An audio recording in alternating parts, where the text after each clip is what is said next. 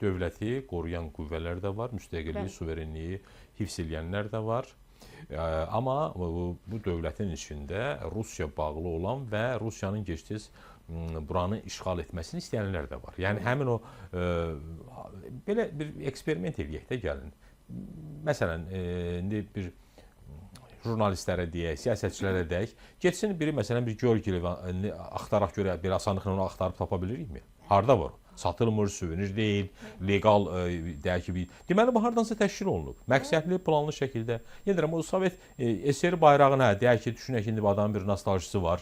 Nə bilim, o vaxtı babası kolxoz sədri olub, nə bilim, atası raykom katibi olub, bir yaxşı ya da ticarətçidir. Bunun bir belə deyək də bir xoş xatirələri var. Bunu başa düşdük. Və bu lent hardan gəldi çıxdı?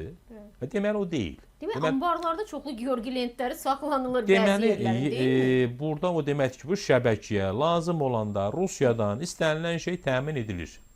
O deməkdir ki, bir şəbəkə var, planlı, sistemli şəkildə işləyir və istənilən vaxtda onlar Azərbaycanın hətta ən ucqarlarına belə istənilən bir məziməni çatdıra bilirlər, təşkil edə bilirlər. Niyə orada eləyiblər? Məncə yenə deyirəm, bu bir ola bilsin bir testdir və yaxud da önəmli deyil ki, hər şey mərkəzdə olsun. Vaxtilə çevrilişi Gəncədə başladılar məsələn, o Sürət Hüseynovun çevrilişini Rusiya oradan elədi. Rus hərbi kəşfiyyatı falan oradan başladı.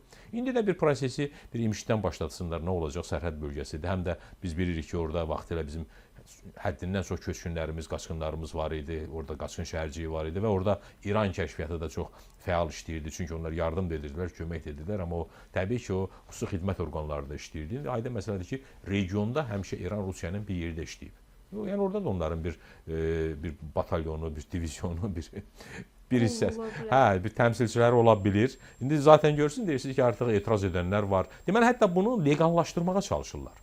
Yəni adam üzrxahlıq etsə, desə bilməmişəm, anlamamışam, nə bilim, mən səmimi olaraq düşünmüşəm ki, burada nə var? Adamlar bunu demirlər.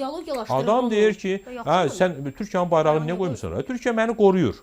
Rusiya məni işğal etməyə gəlir. Rusiya mənim torpaqlarımı Ermənistana kəsir verir yüzüllər boyu. Amma Türkiyə hər dəfə gələndə məni xilas edir. Gəldi, 1918-ci ildə gəldi, Türkiyə neynədi? Erməni qətilyamından, Rus qətilyamından, Sentral-Kaspinin qətilyamından qorudu Azərbaycan xalqını. Yəni o vaxtda Türkiyə gəlməsəydi, Qafqaz İslam ordusu gəlməsəydi, bugün burada bir dənə Azərbaycanlı Türk yaşamırdı. Nəinki Türkiyə, Yahudi də yaşamırdı. Hətta onlar xatırlayırsınız, gedib Quvadakı Yahudiləri də qırdılar. Ləzgiləri də qırdılar, Kürdləri də qırdılar. Məsələn, o Türkiyədəki o erməni qətilyamları başlayanda birinci onlar Kürd kəndlərinə hücum elədilər. Yəni müsəlman əhali onlar üçün fərqi yoxdur. Müsəlmandırsa bu Kürddür, Ləzgidir, Talışdır, nə bilim, Türkdür, fərqi yoxdur, hamısını qırırdılar.